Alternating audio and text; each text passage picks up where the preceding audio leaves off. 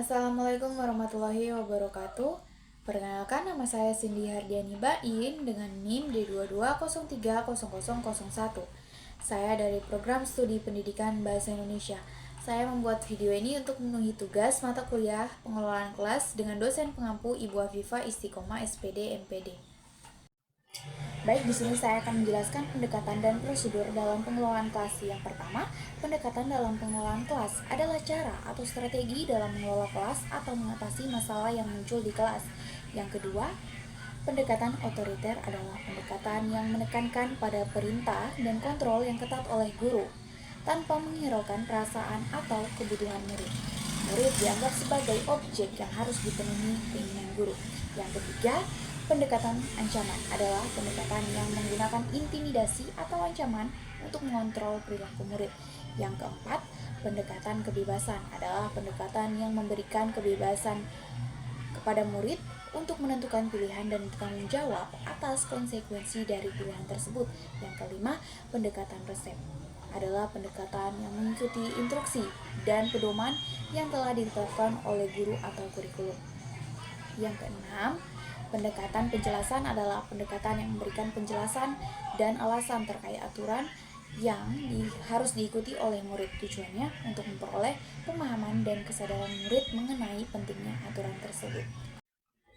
Ketujuh, pendekatan perubahan tingkah laku adalah pendekatan yang melibatkan perubahan perilaku dan membedakan antara perilaku yang diharapkan dan perilaku yang tidak diharapkan. Tujuannya untuk memperbaiki tingkah laku murid. Yang kedelapan, pendekatan sosio-emosional adalah pendekatan yang memperhatikan aspek sosial dan emosional murid dalam kelas. Tujuannya untuk membantu murid memahami nilai-nilai sosial dan mengembangkan keterampilan sosial yang baik. Yang kesembilan, pendekatan kerja kelompok adalah pendekatan yang mengarahkan murid untuk bekerja dalam kelompok, saling bekerja sama, memberikan dukungan dan memberikan solusi terhadap masalah yang ada. Kesepuluh, pendekatan elektis atau pluralistik adalah pendekatan yang menggabungkan beberapa pendekatan sesuai dengan kebutuhan dan kondisi murid di kelas.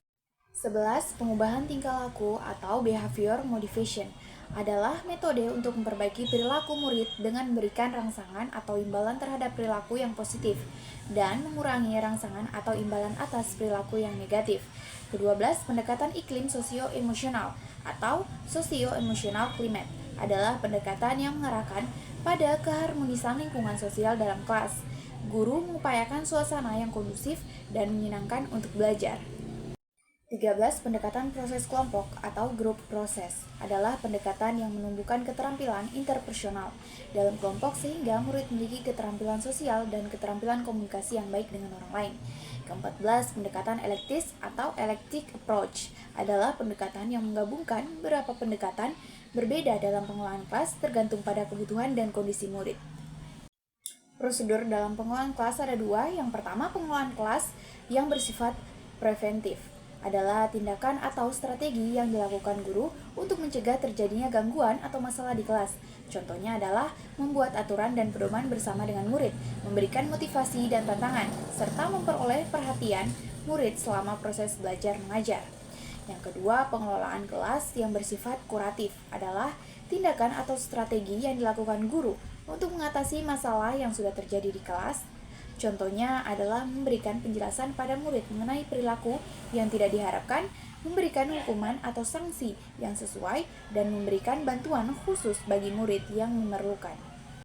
Masalah-masalah pengelolaan kelas. Yang pertama, pengenalan masalah anak sangat penting karena tiap anak memiliki karakter dan latar belakang yang berbeda-beda, sehingga mempengaruhi kinerja dan perilaku anak dalam kelas. Dengan mengenal masalah anak, guru dapat merencanakan strategi pembelajaran yang lebih efektif dan efisien.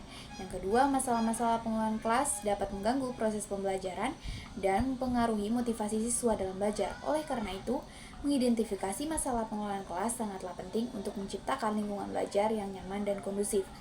Yang ketiga, jenis-jenis pengelolaan kelas yang perlu diperhatikan antara lain masalah individual seperti perilaku tidak terpuji, kurangnya motivasi belajar, dan masalah kesehatan mental, sedangkan masalah kelompok meliputi konflik antar siswa, bullying atau tindakan kekerasan, serta masalah sosial dan emosional lainnya.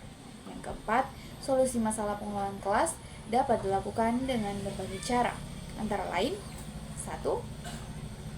Menangani siswa yang suka usil dengan memberikan pengarahan dan tindakan yang tegas, namun tetap santun dan positif.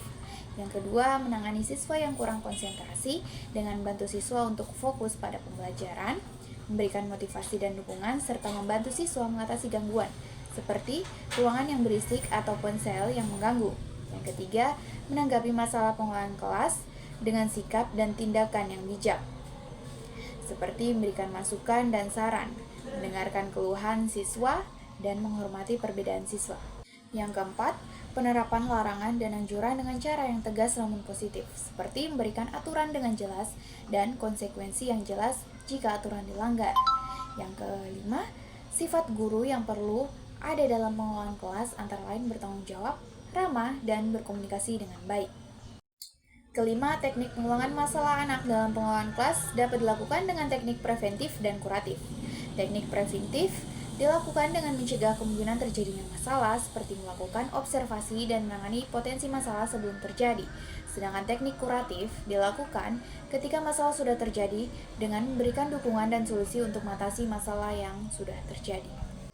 Baiklah, itu tadi penjelasan materi dari saya. Jika ada kata yang salah, saya mohon maaf. Saya akhiri, wabillahi taufiq wal hidayah.